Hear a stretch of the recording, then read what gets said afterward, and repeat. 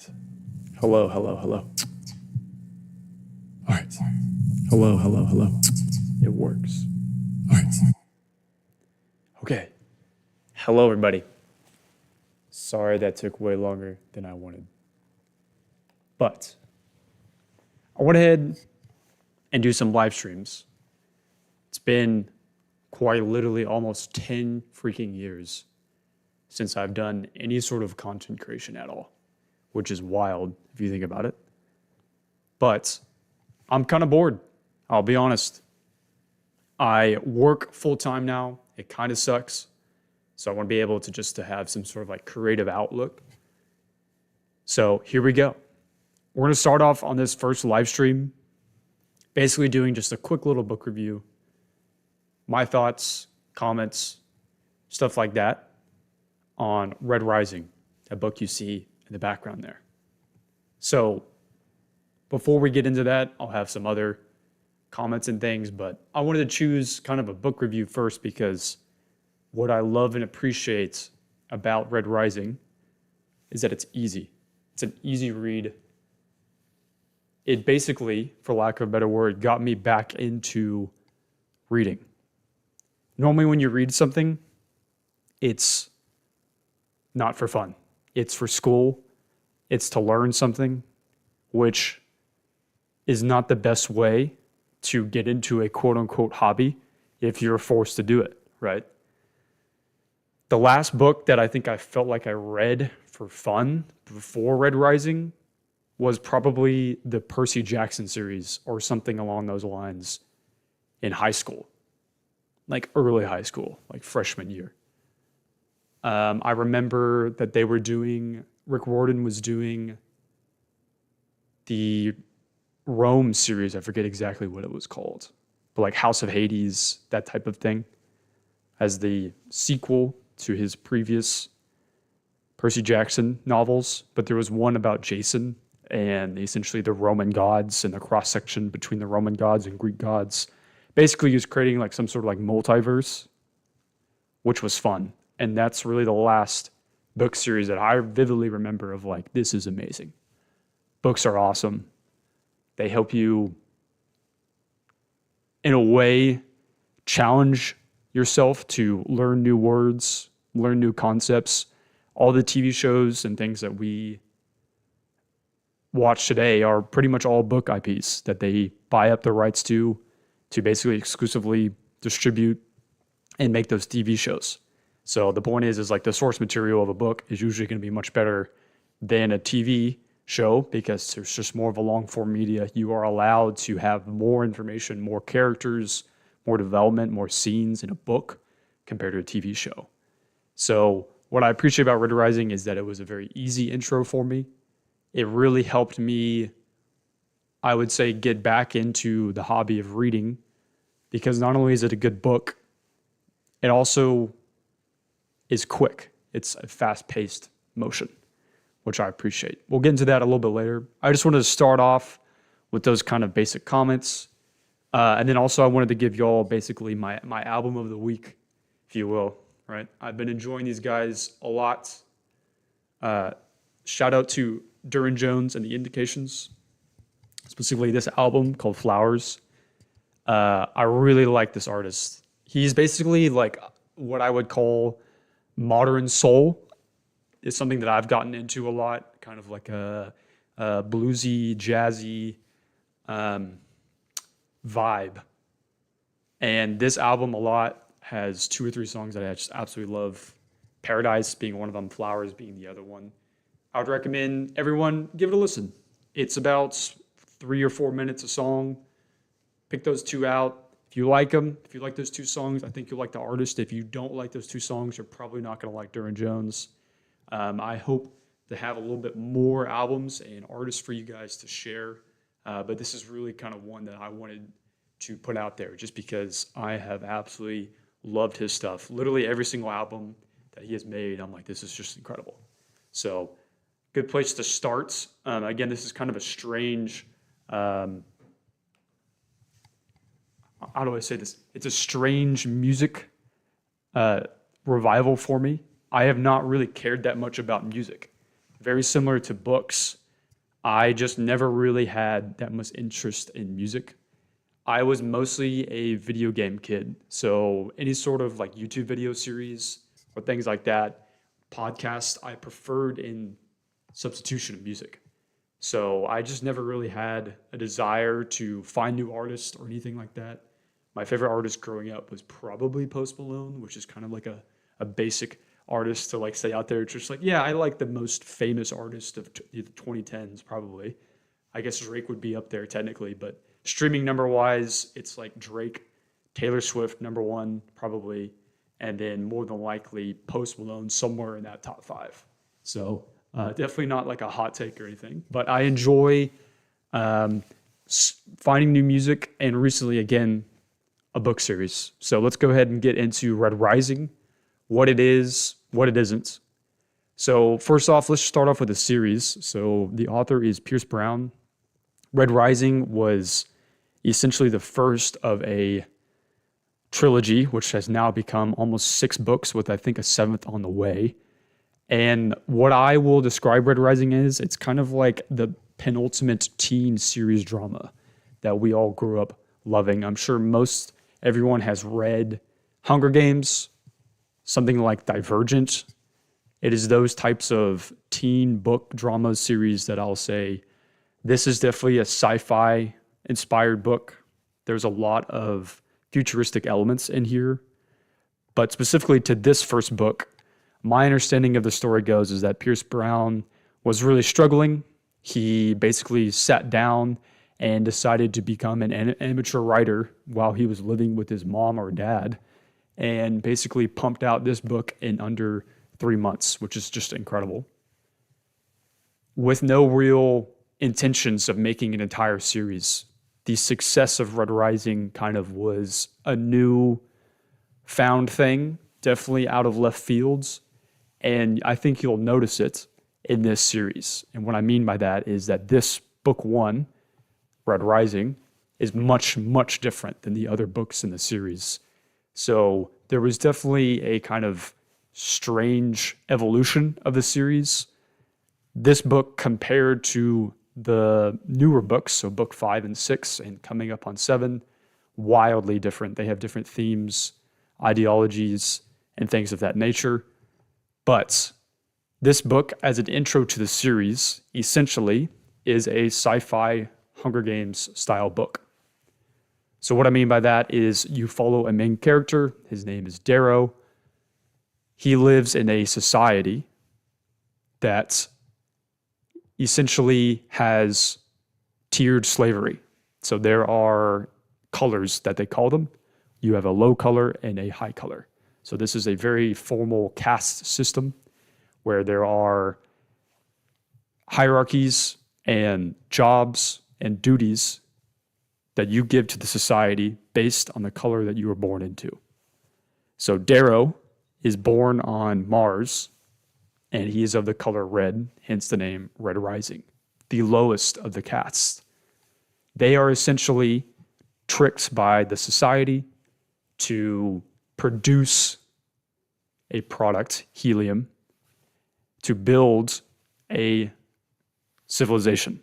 Helium, you need that for terraforming the planets. And the whole point of the Red Society is that they are the pioneers, the first people to do this, to go to Mars and terraform Mars so that humanity can live on Mars. And they are working under the conditions that they are those pioneers. What Darrow finds out, along with his wife Io, is that essentially they have been lied to. Mars has already been terraformed. There are other planets in the solar system already terraformed. And essentially this society, ruled by the Golds, the highest caste, are playing them. They are using them for their labor and resources and kind of pulling the strings behind the scenes to make sure that that caste stays where they belong, at the lowest of the levels. So this Red Rising book series follows Darrow, essentially trying to become a Gold. He infiltrates Gold society, and they get to this place called the Institute, And that begins the Hunger Games part of the book. Essentially, it is a battle royale type environment where you fight and die in order to gain points for your specific house. The idea being is that the winners of this game will be rewarded. Darrow, being a red transformed into a gold, wants to make sure that he is as successful as possible. To me, this is very similar to what Rogue One was. You have the Erso individual who basically was on board the Death Star and became so important to the Death Star projects that he was able to basically be an architect of it with the intention of creating a designed flaw that others could exploit. This is very similar in that sense, where Darrow is trying his best to be the number one candidate, prospect, whatever you want to call them, for this society so that he can infiltrate them and essentially help Red rise, help a rebellion of the lower caste colors against the Gold's overlords. That's a high level take of it. Obviously, there's a lot more to it. What I appreciate about this book is that it is kind of painfully simple in a lot of ways. It doesn't try to do too much. There's a lot of action in this book. It's definitely a fast-paced 300 or so pages. They fill in a lot of this type of combat in the arena. What they call, I think, Elysium or something like that, essentially is the fields that they fight on against other houses. I would say 80% of that book is going to be the Hunger Games style battle royale, me versus your house, we're trying to kill each other, that sort of environments, which is, I would say, very strange considering the genre. If you go back and read the Hunger Game books, one of the things that I was kind of surprised by is by how little of the book is actually the actual Hunger Games. So much of it is, oh, they're my corgis, they're barking. So much of it is the world building and the universe before leading up to the Hunger Games itself, kind of like a justification for why the Hunger Games exists, what it means for the society and that universe. This book does not do that. It is very quick. They have a lot of things crammed in the first 10 to 15 chapters that gives very little justification for why this Hunger Games style combat arena exists. This kind of goes into the pros and cons of this writing style of the book, right? I love this book because it has been described to me as an economy of words. It is very quick, fast-paced. The action is high octane. They do not mess around. Pierce Brown does not mince words.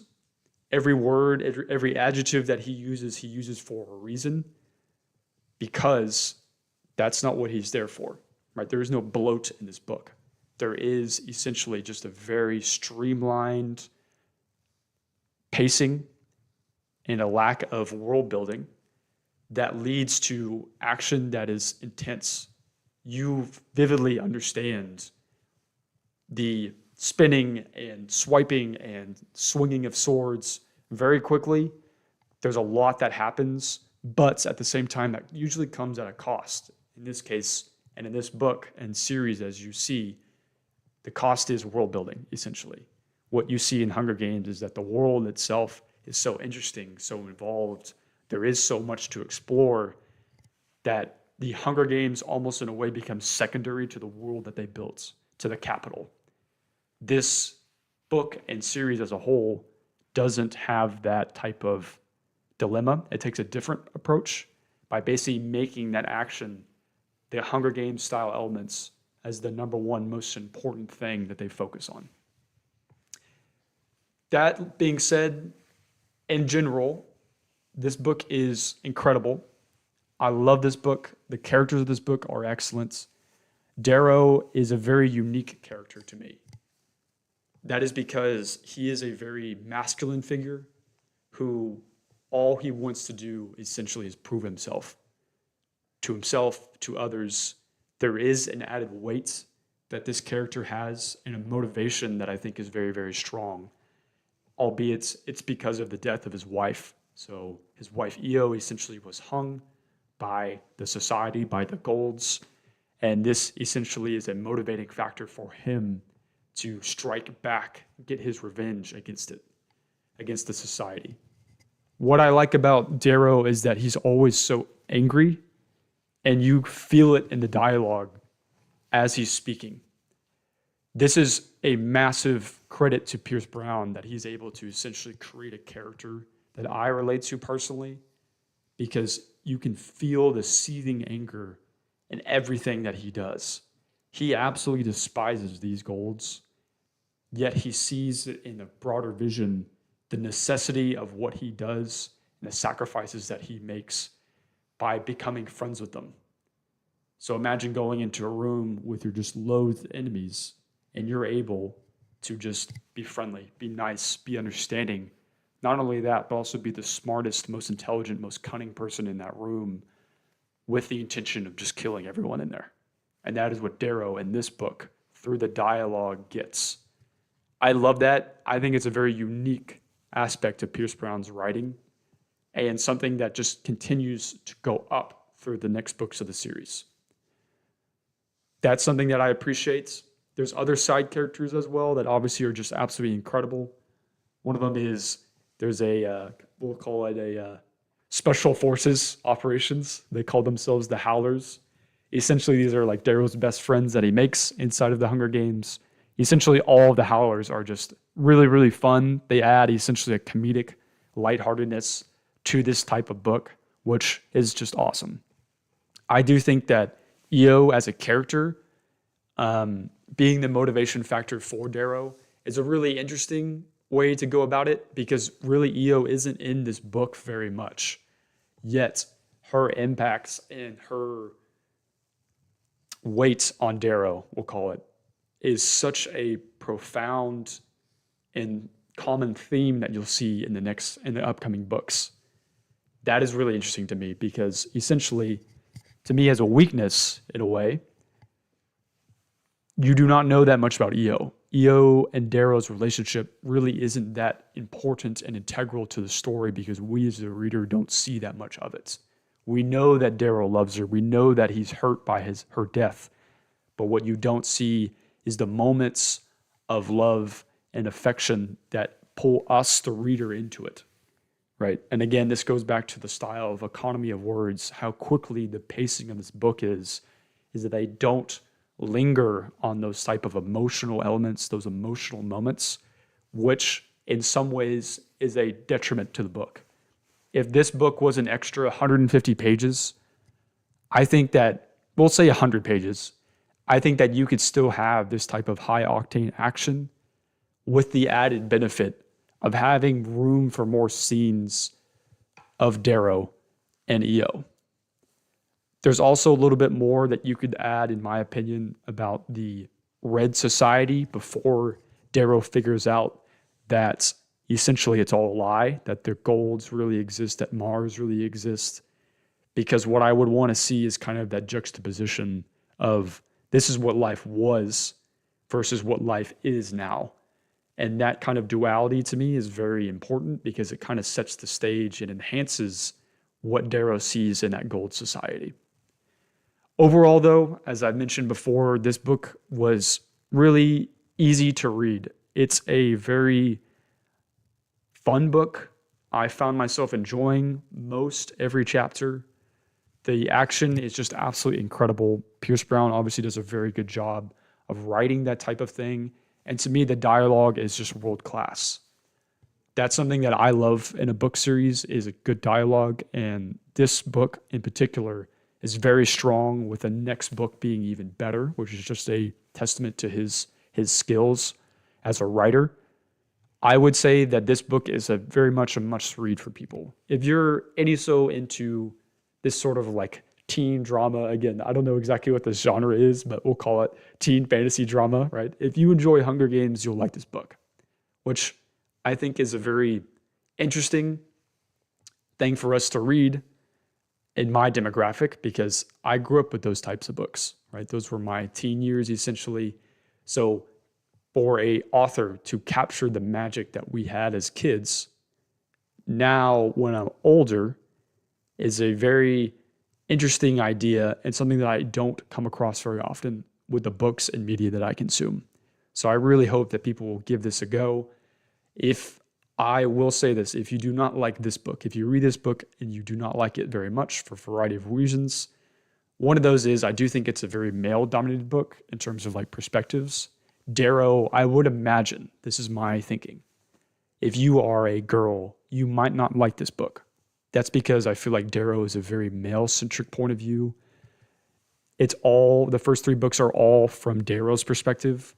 So if you are a girl, I could imagine that being a difficult thing to adjust to learn, and also kind of just relate to, because there is a lot of those types of male thematic elements that are just laden throughout the entire book. So if you do not like this book for whatever reason it might be, the lack of world building, the perspective, maybe you don't like the characters, I don't think that you're going to like the series. I would encourage people to read this book, to try this book. If you are on the fence, the second book is much better. I believe it's called Golden Sun. That one is just absolutely incredible because it is kind of Pierce Brown learning as a writer. A critique of the series as a whole is that books 2 through 6 are nowhere similar to book 1. A lot of that is because Pierce Brown had no idea what he was making, as evidence, again, in the writing style, some of the elements that they go through. It was never meant to be a series of this magnitude, of this order. And I think that's kind of evident in some of the words and choices that they built, because the ending of book 1 is almost, in a way, kind of a holistic ending completely. If they left it at the end of book 1, it could be essentially, I won't say a full closed circle because there are gaps, obviously, but my expectations were that that would have been more content, that he would have kind of like milked out that Hunger Games style elements a little bit more into multiple books, but he kind of condenses it all at the end of book 1. So my point is that I don't think he had the intention of writing additional books after that, which is really interesting because now you have 6 of them, right? Or 7 on the way, excuse me. I think overall, I would rate this book probably an 8 out of 10. I do think that this one is not as good as the second book. Where I'll knock this one again is the world building. I'll knock it a little bit in some of the emotional impacts, which to me relates to the whole series. There is a lack of world building and a lack of emotional depth and impact that I see in a lot of the characters throughout the series. But the dialogue and the action of this series kind of hard carries it. And that's what I, as we'll call it a viewer, right? I, as a reader, want to see from this series. That is its strength. That's what it's built for. And that is what Pierce Brown does really, really well. So I don't think I'll do the whole series in terms of like reviews. I think this is kind of a good place to leave this series as a whole. But to me, usually the best books of series are books 2 and 3. But that being said, I think we can kind of leave this one here because the actual strengths and elements of the books don't change that much, in my opinion. Book 1 is very similar to book 3 in a lot of ways. There's a shift in book 4 that kind of refocuses the series in a lot of ways, and he changes perspectives, which is really interesting. I'm getting through that right now, so I don't have a lot of comments to make on that one. But to me, books 1, 2, and 3 are very similar in those kind of like thematic elements and things like that, which I love and appreciate. That being said, I don't think they are kind of needing and necessitating their own review for each one. I don't think that's necessary. So what I'll hope to do going forward in some of these live streams and things, essentially it's just going to be a podcast, be me talking about something, hopefully me providing some sort of album discussions, some media discussions, some book reviews, basically anything that I necessarily want to talk about. I don't think that they're going to be very long. To me, a good hit point is kind of like the 30-minute marker on everything. But I hope you guys enjoyed this Red Rising book review series. I'm going to rate it an 8 out of 10. Make sure y'all go see or listen to Duran Jones and the Indications, specifically the album Flowers. That one, to me, is a 10 out of 10. If you have any recommendations for music, books, media, go ahead and let me know. Be much appreciated. Next week, I think maybe I'll figure out when I want to stream next. I kind of have some thoughts on some of the de-Googling effects that are going on. So essentially just a preview of what that's going to be is kind of why Google as a company is not doing as good, is not providing services that are good for our society, and kind of the impacts of what a company of that magnitude has on us. I kind of want to go into a little bit of the streaming wars, essentially, why streaming sucks, why it hurts us, and why we should be pirating things. All right, not saying that we should, but it is a possibility that possibly we should consider more often. So I appreciate you guys tuning in. Hope y'all have a good one. Peace out, y'all.